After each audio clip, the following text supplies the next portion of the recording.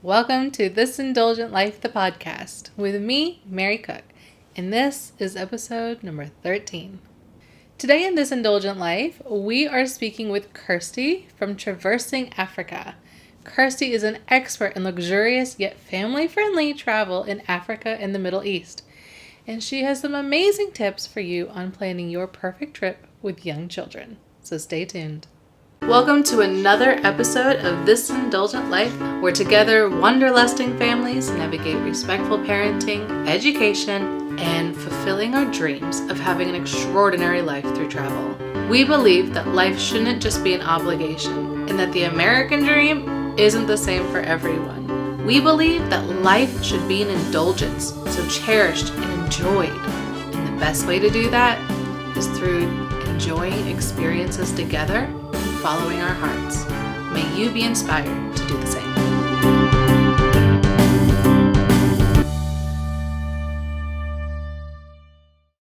Thank you for joining us again.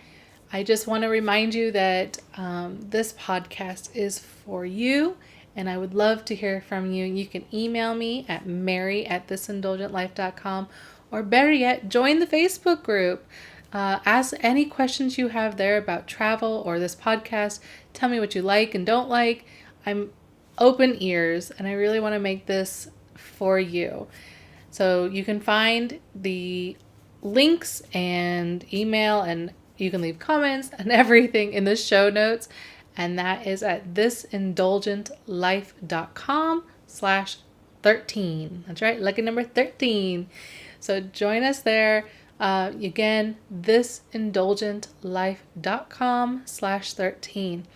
And in addition to coming and joining the Facebook group and telling me, everything that you like and don't like, that's fine too. I would love if you could leave an honest review in iTunes for me. It really does help, and it helps keep me going as well. So please be sure to leave an honest review and rating in iTunes. If you're watching this on YouTube, please make sure that you also leave a comment below.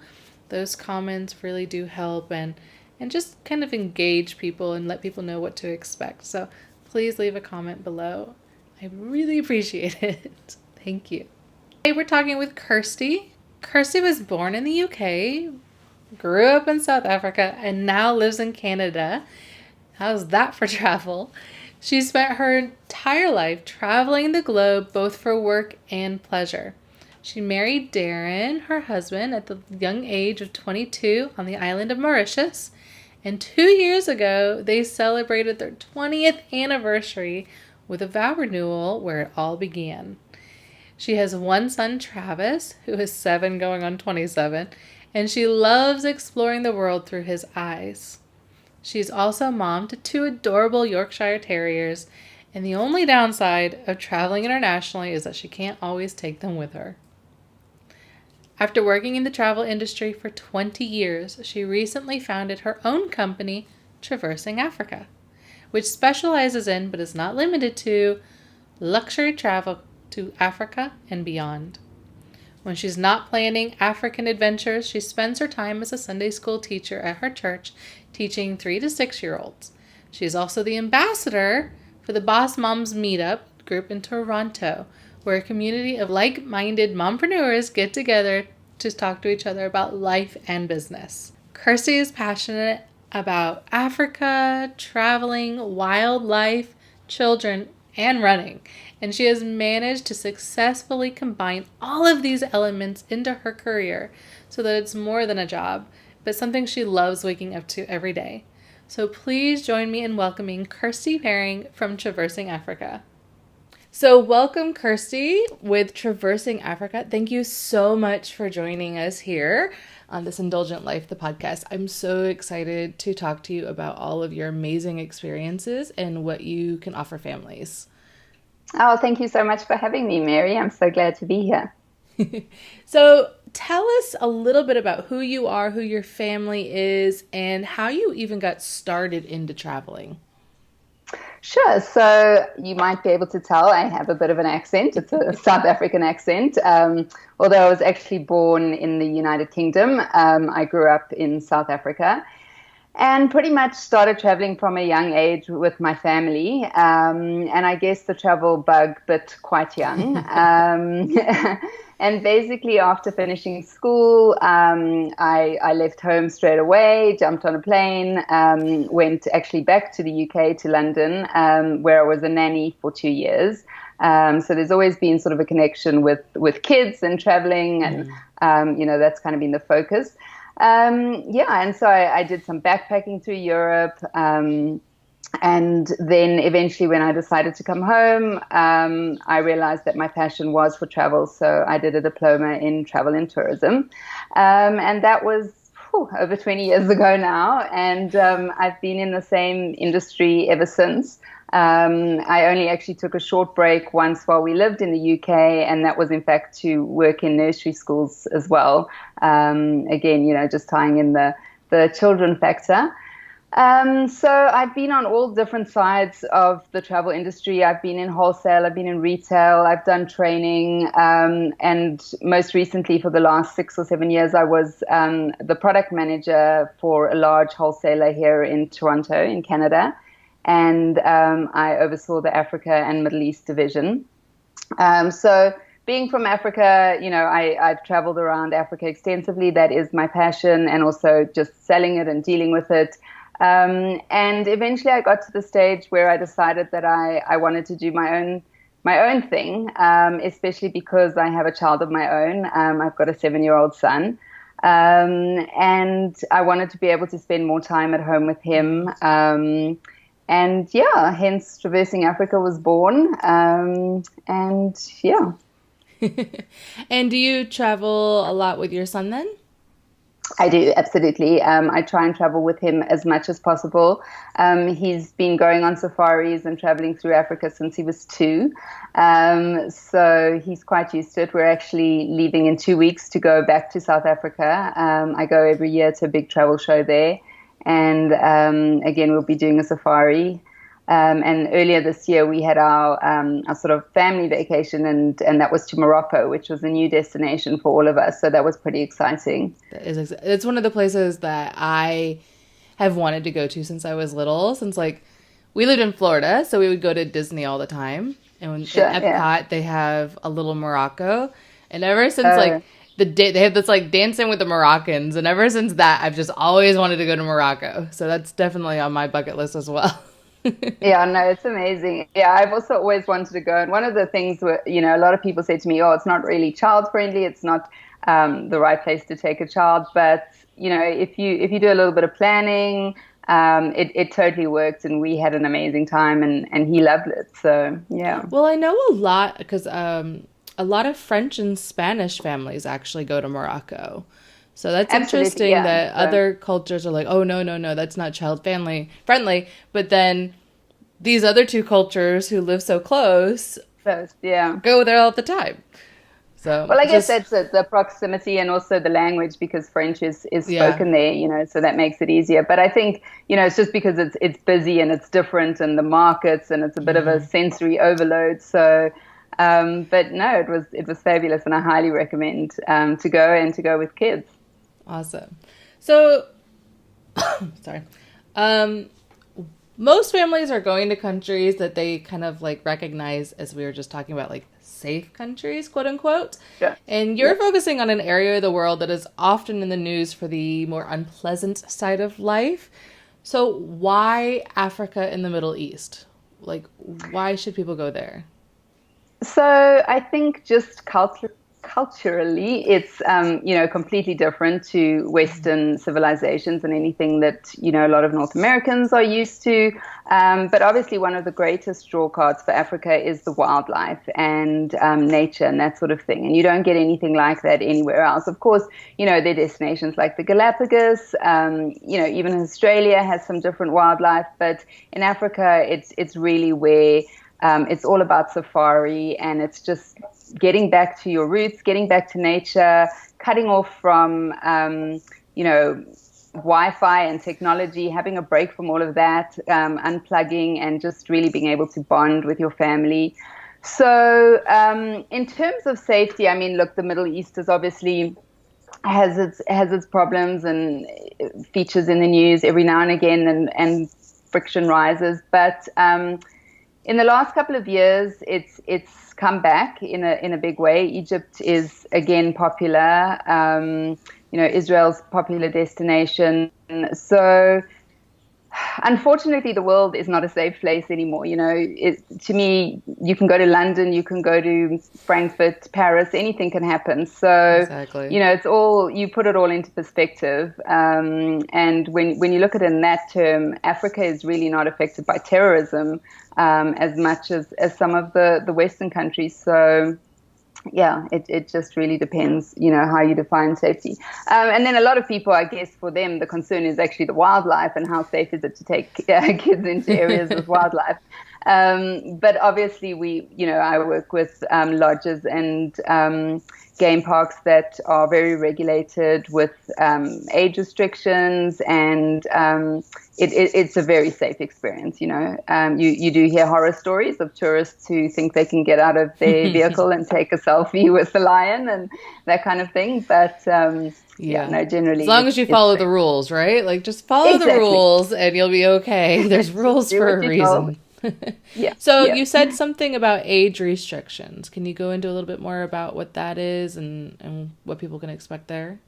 Sure. So, as I said, my son's been going on safari since he was 2. And, in hindsight, I probably wouldn't recommend taking a 2-year-old, that kind of a toddler on a game drive. It can be done, but yeah, it's not maybe the best thing. So I would say sort of from the age of 5 is a more suitable age. And that's also really when they would start appreciating it more and understanding things a lot better. So different lodges have age restrictions in terms of the ages of children that they permit to stay there. And then also with regards to how old they need to be to go on a game drive. Other lodges are more flexible. They allow kids of all ages. Then they might restrict the age on the game drive. For certain things like doing a walking safari, that's generally you need to be over the age of 16. So it's all quite varied, but I think one of the reasons as well for restricting the age is that you're often on a game drive vehicle with other people. And so having a kid could take away from their enjoyment. So that's why I really recommend that if you do something like that, you try and go on a private safari with a private guided vehicle. Because then it's so flexible. If your child starts whining and wants to go back, you can cut your game drive short. If he's hungry or needs the bathroom, it's kind of not a interference to the other guests on the trip. So that's what we've typically and been fortunate enough to have done is a lot of private safaris just for our families. So in that way, it makes it a lot easier. And now, is it harder or a lot more expensive to find those private ones, or is it No, just no, not at all. A lot of the lodges will offer that. There is a supplement for it. Some of them, the lodges are set up in such a way that each family or each group is on a private vehicle anyway. The vehicles are small. They only take sort of 6 to 8 people. So it's not a huge group. But yeah, it's just a matter of, finding the right one that fits your kind of family needs. And yeah. all right? That's good information. So what would you say are your top two like destinations or experiences in Africa or the Middle East that families should add to their bucket list? It's such a difficult question. I like to ask the And hard ones. and maybe I'm a little bit biased here, but I would probably say that South Africa is really a good family destination. And the reason for that is it's a very diverse country. And if you go to South Africa, it's not just about the wildlife. So, it's got a cultural aspect to it. It's got a really it's got very cosmopolitan cities. It's got a lot of child-friendly activities, a lot of heritage sites. And so there's just so much to see and do in South Africa that I think for people who haven't been before to Africa, it's also a bit more of a soft landing, because you can spend a couple of days in a city like Cape Town, and then have a few days on safari. So it's not like your whole entire trip is on safari or in the wild. Yeah. So yeah, I think South Africa is is probably number one. The other thing is that the exchange rate at the moment, unfortunately for South Africans, the South African rand is very, very weak. So it's really good value for money.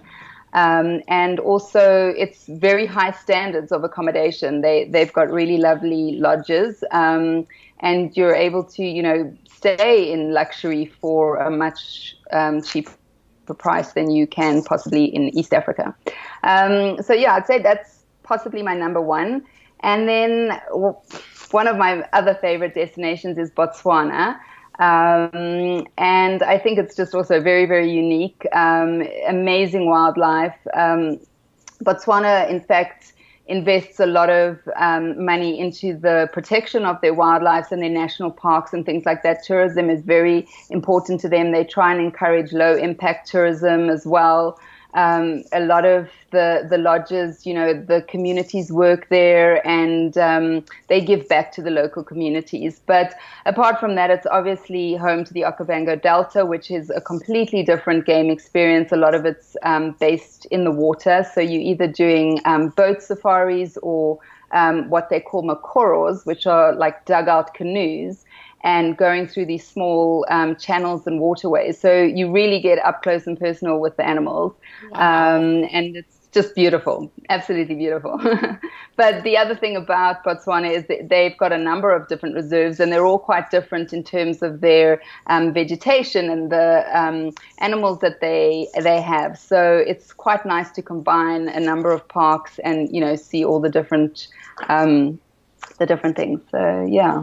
If somebody is planning like their once in a lifetime trip to Africa, and let's say they want to do the Botswana and South Africa and get those different experiences, how long of a trip do you think people really should plan for? Like, what is an ideal amount of time?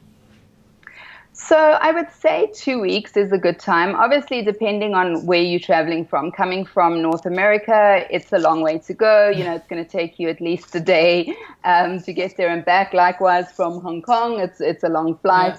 Yeah. So, you need to take that into account. You probably need a day or two just to acclimatize. But I would say 2 weeks is doable, and you could certainly include the main attractions and highlights of South Africa. You could include going up to Victoria Falls, which is a great combination to add on for a couple of nights, and then go to Botswana as well. So, and what's really great as well is that the airlift has opened up really well across Africa. So before, you would often have to spend a night in Johannesburg because there wasn't a connecting flight. But now, there's direct flights from Cape Town up to Botswana and Vic Falls, and it's very easy to combine multiple countries on one trip. In fact, I even know of a trip that you can do 5 countries. Wow. It's literally 2 days kind of in each place, but, it's doable. And some people, for them, that's something they want to tick off their bucket list. Or Yeah. Well, when you have a short amount of time, you just want to pack it all in sometimes. Exactly, yeah. And then what time of year do you suggest? So again, it varies from region to region. And I mean, what we typically say is, just looking at South Africa, it is a year-round destination for sure. Personally, I think sort of the North American spring and fall are the best times to go, just because the weather's a bit milder. It's not too hot, it's not too cold. In Cape Town, during the winter months, it rains, which is, not great, especially if you want to see some of the highlights like going up Table Mountain and that kind of thing. Safari. I'm going to interrupt just real quick, just to remind Sure. everybody. South Africa winter is North American summer. So just for everybody to have that timetable in their head. Sorry. So we go, I'm in Canada, so we're going into summer, and my family back home is going into winter. So, but game drives, going on safari is great at both times, because in the winter months, it's actually when the grasses are shorter and drier, so visibility of the animals is sometimes better. It's also the animals come down to the water holes a lot more frequently. During the summer months, you often find them hiding from the sun, looking for shelter, so they're a bit difficult to spot. Then we have what we call the green season, which is the rainy season, and during that time, typically rates are a bit cheaper because it's the rainy season, but also it's a great time because it's when a lot of the animals give birth to their young. So you get the Oh. opportunity of seeing the babies. And then with that comes the fact that the predators are a bit more prolific because there's easier prey. So often seeing the cats is good at that time. So that, it's just, it really depends what you want to see. Again, if somebody's a birder, then we would recommend what time to go for that. Green season is good for birding as well. If you're looking at East Africa, a lot of people want to go during the migration. So that the high season is from July through to October, when you're going to see, the main herds between Kenya and Tanzania. So it really depends where you're going in Africa, what your interests are, what you want to see. But pretty much sticking to spring or fall, I think you're quite safe in terms of weather and things not being too overcrowded and that sort of thing. So if somebody were to contact you to help them with their Africa trip, would you ask them what their goals are and then help them decide what time of year, or do they typically have a very set time they want to go and that just is what it is? So no, it varies. Look, some people are restricted to school holidays, that kind of thing, or they might be teachers, and that's the only time they get off. Other people are flexible and they're planning quite far in advance. So I do totally like to qualify my clients, find out what it is they want to see, what's a highlight for them, what their interests are, because it does affect when they go. Budget comes into play as well. If you're going over Christmas or New Year, those are going to be peak times anyway, so it's going to be more expensive. I like to get as much information about the family traveling as I can, and then kind of base it around that. Awesome. So now, when we become parents, the world often tells us we have to stop traveling, or if we do travel, we have to give up our little luxuries and adventures. But you've created a whole business around giving that to parents. So can you define what Absolutely. luxury family travel is and how parents can achieve it? Because you're talking about these little more luxurious lodges and things. How can we still have luxury and young children? Sure. So I do like luxury myself. I mean, it's a because vacation, right? Like we want a little luxury. and I'm fortunate because I'm in the industry, so I'm very spoiled that I get to go and see a lot of these lodges and that sort of thing. And luxury is different, for everybody. I think how you define luxury can vary. So it could be in terms of the actual accommodation and, the furniture and the food offerings and the service and that kind of thing. Or luxury could just be the fact that you have a bit of downtime to yourself and you know that your kids are having a good time in a kids club. So, it's different things to different people. But what I always look for, what I encourage people to look for when they're looking for a luxury lodge that caters to families is that the lodge actually welcomes children and welcomes families as opposed to just tolerates them, because there's a big difference to that. So a number of the lodges that I deal with and that I've taken my son to, they have the most incredible children's centers that are for learning and education. It's not just a place where they go and sit and play video games or watch TV. They do activities in the bush. And my son is an only child, and he's been quite clingy. And I've just found it fascinating that when we go on vacation or go to these lodges, he will come to us and say, I want to go to the kids club. And, my husband and I are kind of almost at a loss of what to do with our free time now because we're so used to having him around. So it just shows how, great the people that work there are. They're so fantastic with kids, and they just learn so much. Some of the lodges I know, they do movie nights. They do movie nights under the stars with popcorn. They do... you can do molds, making animal footprints. They take them on nature walks, learning about poop, So it's, there are definitely great places that cater to kids. So, and then on the other hand, there are those that don't take kids. And those are great, for parents, or not for parents, for couples who don't want to be around families. So, also a lot of the lodges that I've been to, as much as they're luxurious, it's still a place where you can put your feet up. If your child stands on the couch, people aren't going to look at you funny. You know what I mean? They can run around, they can have their shoes off, climb on things because that's what kids do. And even though it's a beautiful lodge, they're often family run as well. So there's other kids there. And yeah, it's just a great experience. Okay. So what can families expect at these lodges? Like let's say the average So lodge may talking have. about sort of yeah, so if we're looking at a family lodge in South Africa, for example, so most of them are quite small. They're not big hotels. Obviously, they have individual rooms or chalets or some even tents. And when I say tents, some of them are probably bigger than my house. And they, fully kitted out with everything you need, ensuite bathrooms, that kind of thing. A lot of them now actually have family villas that come with their own chef, own private pool, own game Wow. ranger and vehicle and that sort of thing. So those are great as well. And often not at a much higher price point. So it's great for multi-generational families. So when you've got grandparents and parents and kids traveling together, that's perfect. Or either two families traveling together, it's nice because then you kind of have your own little game lodge, so to speak. But what's great about them as well is everything's included. So all your meals are included, all your game activities are included. Most of them include drinks as well. The only thing that would be extra would be sort of spa treatments. A lot of them have spas. So it's also nice because in the afternoon, when you have a bit of downtime, the kids could be at the kids club. Dad could be, doing photography from his balcony, and mom could be at the spa. So there's kind of something for everyone. And yeah, a typical day on safari is basically you wake up quite early, you'll go out for a 3 to 4 hour game drive, come back, have a massive breakfast or brunch or lunch. As I said, in the afternoon, you've got some free time. So it's, normally swimming and that kind of thing. And then in the evening, you go out again on another game drive.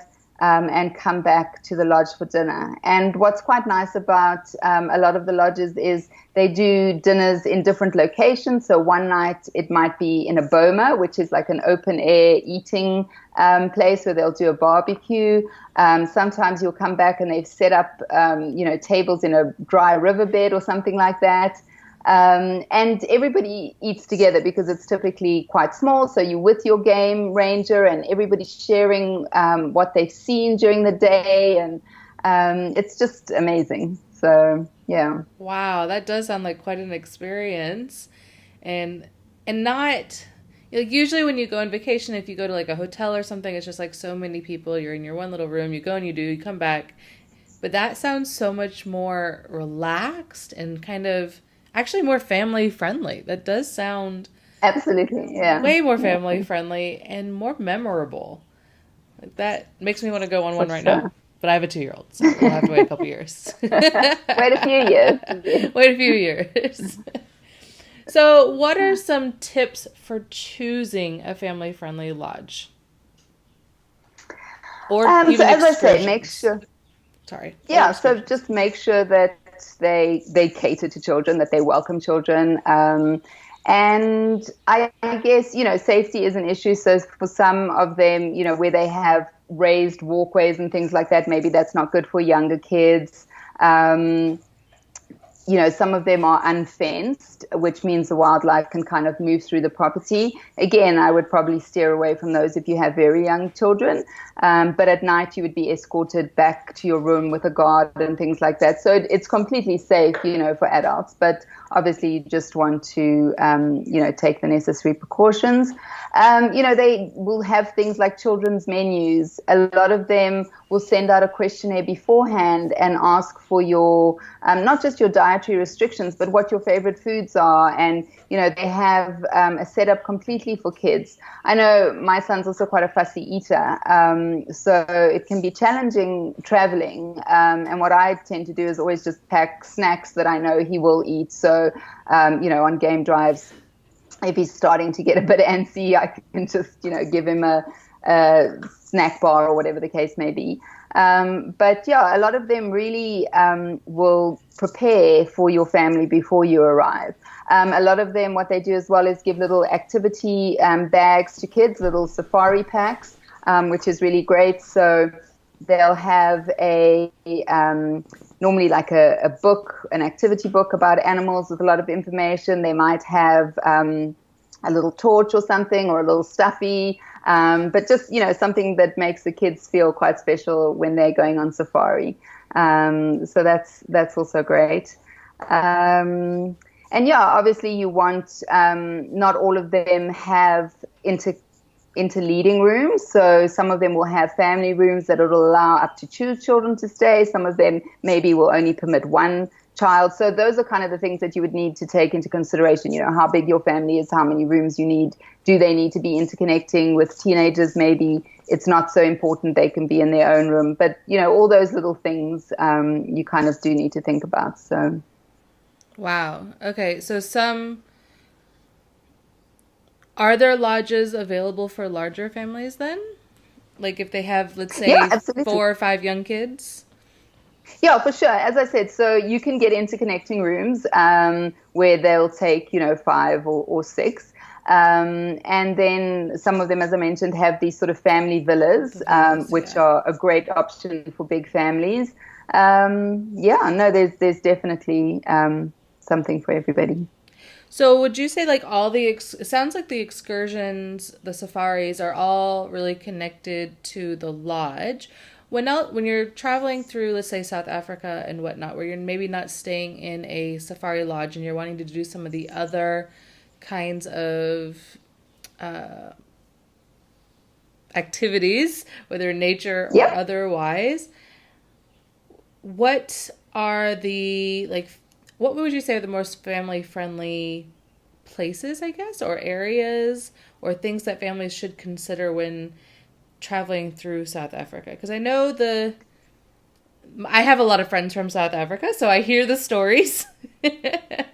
How can families be safe as they're traveling through Africa? Because even here in Hong Kong, I'm probably actually worse now that I've lived in Hong Kong with safety, because it's typically so safe here that we just don't even think about it anymore. But I know that a lot of Americans as well just don't think through that. So how can families be safer as they travel through? Sure. Well, look, I think, the first thing is always booking through a reputable travel company. And as much as there are things that you can do on your own, I do advise doing day trips or day tours with a specific company. So whether that's on a private basis or as part of a big group, that's just really a personal preference, and I guess depends on budget. But in Cape Town, for example, there's a number of day tours that will take you to all the highlights, stop at each one. So one of the great things for kids to see there is to go to Boulders Beach, which is where they have the penguins. So that's a nice excursion to do. At the V&A waterfront, which is kind of the center of Cape Town, there's a fabulous aquarium. You can do a day trip to Robben Island. There's just so much to see and do there. Most of the major cities throughout the world obviously have the city sightseeing hop on, off buses. And I think those are great as well, because you can kind of stop when you want to, and kids kind of enjoy it, especially if they're on the top and it's open air and they can wear their headphones or whatever. It's quite fun. So I always think that's a great way to orient yourself in any city, and then you can kind of decide where you want to go back to or what you want to see in more detail. I'm just thinking now going to Morocco, jumping right up north, but there was a lot of walking involved on the tours that we did. So through the markets and the Caspers and things like that. And so typically that wouldn't be great for small kids. And I was, even concerned as to how well my son would handle it, because, he can moan about walking, but he enjoyed it and he did it. And, we took it slow. Again, we had private guides. We took it slowly. If we needed to stop, we did. But he never actually complained about the walking at all, and we hiked up hills and everything. So, yeah, I think, and like any city, you obviously don't go off the beaten path or into dodgy areas or, funny places at night and things like that. But yeah, they do all cater very well for tourism and, the safety of tourists as well. All right. So what is on the agenda next for you and your family, or what is something that people should maybe start thinking about if they want to do some kind of adventure soon? So there's quite a lot on the horizon for us. As I mentioned, in 2 weeks, I'm going back to South Africa. Unfortunately, my husband can't join us because he's just taken time off for Morocco. But I'm going for a big travel show, and I'm going to take my son with us. So we'll see the family, and we'll do a bit of safari there as well. So that's quite exciting. One of the other things that I've got involved with because I'm a runner is I'm going to be promoting the Jerusalem Marathon for 2020 in Canada. I've been appointed as the partner to do that, so that's quite exciting. So that takes place in March next year, and I'm going to be launching, a page on my website and a lot of promotional material about that. So it's obviously not just for marathon runners. Obviously, families can go as well, and it incorporates sort of an 8-day tour of the highlights of Israel as well as including the marathon. So I don't know if you've been to Jerusalem, but it's a pretty spectacular city, and I think running there would be amazing, although it's a hilly race, so a little bit more challenging. And then actually just recently what's happened is although my focus is very much Africa and I still want to maintain, dealing with luxury family travel, I've also realized that not all of my clients are going to travel to Africa every single year. And, have always had the intention to sort of branch out to Asia, South America, Europe. I don't really feature Disney or the Caribbean because, it's quite an oversaturated market. And I think those are the kind of trips that people could book themselves online. Whereas the kind of trips that I do, I believe that you need somebody to help you plan it, especially Africa. So I've just recently partnered with somebody in India, and I'm going to be promoting actually women's boutique tours to India, Bhutan, Nepal, Sri Lanka, which is quite exciting. Yeah. So I'm going to hopefully get that off the ground soon. It's a lot of work on my part because now we've got to build more websites and more pages, but that's pretty exciting. And then I've also recently joined something called the Transformational Travel Council, or I've been appointed as one of their allies. And it's really just a concept about how people travel, and that travel should be impactful and that it should make a difference not only in your own life but in other people's lives. And I have a big focus on giving back when you travel. So whether it's just supporting a local cause or I'm also very supportive of another organization, I don't know if you've heard of it, called Pack for a Purpose, which is basically if you're traveling somewhere, to just keep some space in your case, to take some extra, be it supplies or gently used clothing or whatever the case may be, for the destination that you are visiting. And obviously Africa is, very needful of those kind of things, as are a number of, countries across the world. So, I really want to promote those kind of things through the packages that I book and plan, and just make people more aware of how to travel, that it impacts others and makes a change in their life. And, and sometimes that does mean stepping outside of our comfort zone, which is often difficult, but I think, very rewarding. And yeah, that's basically what's coming next. Wow, that is a lot. So can you backtrack a little bit? This Pack with a Purpose. So people will buy like extra toiletries and clothes and things? Is that sure? So whenever I go to Africa, for example, I went to Botswana, and often you get the opportunity to go and visit a local village or to see a local school, and maybe it's where the people from the lodge grew up, who work at the lodge, they grew up there, and they're very proud to take you to their village. So you can take supplies. So it could be school supplies. It could be, books, pencils. We've taken blow up globes or soccer balls before, clothing, yeah, toiletries, anything like that. Obviously, we don't recommend taking candy or, anything like that. And yeah, it's just so appreciated. So when I go back now, I've actually just done a bit of a drive just with the moms that I know and people in my network to say if you have any gently used winter clothing, let me know. I'll come pick it up and I'll just take it to South Africa and there's a number of causes there that I support, so I will go and donate that. So yeah, but Pack for Purpose, I think it's packforpurpose.org. They have a website and there's loads of information about them on there. I've also got a link on my website to them.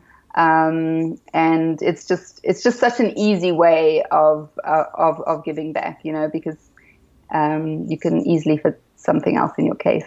Yeah, and you get two suitcases. You don't really need two if you're just going for a week or two. So that would be a Yeah, great way of exactly. helping And out. I mean, even a lot of people, what they do is they'll leave stuff behind that they were traveling with. And what I've recently found out is that some of the airlines actually allow you a free extra bag if they know that you are taking donations. So yeah, So I'm actually going to investigate that more as to okay. which other ones do it, because I think that's really good. And will you put that on your website once you've found that out? Yeah, absolutely, absolutely.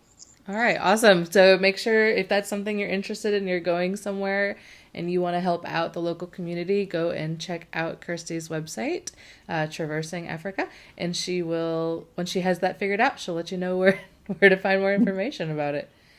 All right, so now I just want to ask a few questions that I ask everybody, Okay. just to kind of get your point of view on it. So the first one is, what do you hope your child will learn from traveling? I hope that he will learn tolerance for people of different cultures and different backgrounds, and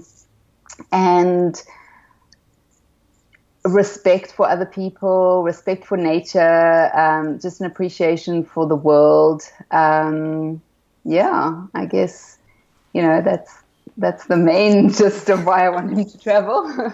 Yeah, I think that's a big one for a lot of families. Traveling families seem to want to make sure that their kids see the bigger picture, right? Like we don't want them to just think that their life is just what they're used to, but that there are lots of different kinds of people and places, and I agree. I think that's a big one for a lot of families. Yeah. What does getting to travel with your family mean to you? Um, so I think I've always said that, I don't believe that traveling is necessarily always about the destination as much as it is about who you're with and who you get to experience things with. So being in the industry, I've traveled to so many places, beautiful places, but I've been on my own. And I just think that, when you get to share those special moments with your family or encourage one another, to do things, I just think it's the most special thing in the world. Yeah, I love, I've been on game drives by myself, but I love to watch my child, seeing animals for the first time or spotting animals or just coming up with things that you don't expect him to have retained maybe, but he remembers things. And yeah, it's just, I think it's the most incredible way to bond as a family. And especially if you can put down the electronics for a while and just just focus on being together in the moment. The look of wonder on your child's face just makes the moment like a million times better. Like Absolutely. sometimes it doesn't even matter what you're looking at because you're looking at him looking at something. At them, yeah. Yes, Exactly. I'm the same. So, what is one piece of advice that you can give to families looking to travel more? Um, so I think really, do your homework. and just be as prepared as you can. You know your children better than anybody else. You know their tolerance levels, what's going to make them ratty, and that kind of thing. So it's hard enough being a parent at home when you're taking your child completely out of their normal comfort zone. It is a big deal. So I think you need to make allowances for that, and yeah, just know when they're tired, know when they're hungry, know what soothes them. And I kind of wrote a blog about traveling to Africa with kids, and just even airplane travel in general.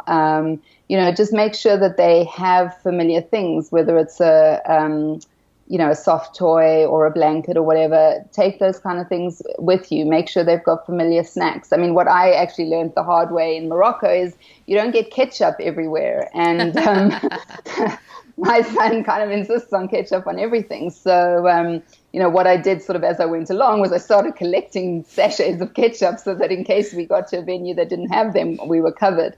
So just, small things like that, and obviously taking some toys and things, because sometimes there are delays which are inevitable and, make adults grouchy at the best of times. So, you unfortunately do have to do your diligence and spend time at airports.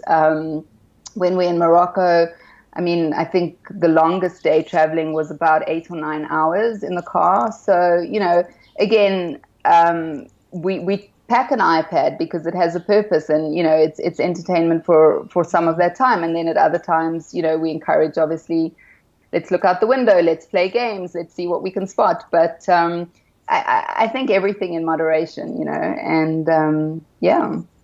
And just thinking about your own kid and what they like on a day-to-day basis, what do you need for them to be able to make it through the day? Like when you're going to the grocery store or whatnot, right? It's the same kind of concept. Exactly. It's just longer. Yeah, just longer.